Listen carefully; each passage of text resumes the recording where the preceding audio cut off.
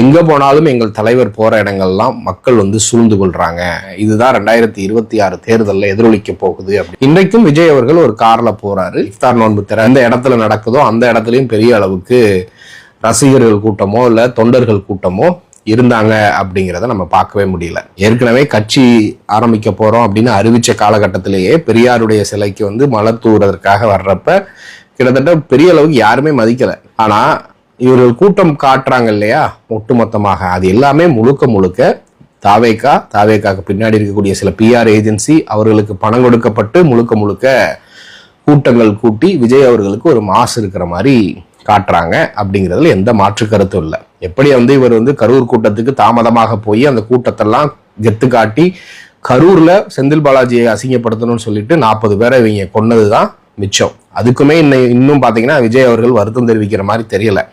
அந்த 40 பேர் இறந்து போன அந்த விசாரணைக்காக டெல்லிக்கு போறாரு. அங்க வந்து காருக்கு மேல ஏறி நின்றுட்டு டாட்டா காட்டி கொஞ்சம் கூட ஈவி இறக்கமே இல்லாம பண்றது எந்த அளவுக்கு மனிதாபிமானமே இல்லாம ஒரு சாடிஸ்டிக்கா தலைவர்கள் இருக்கிறாங்க, தலைவர்கள்னு தங்களை அறிவிச்சுக்கிறாங்க அப்படிங்கிறத பாக்குறோம்.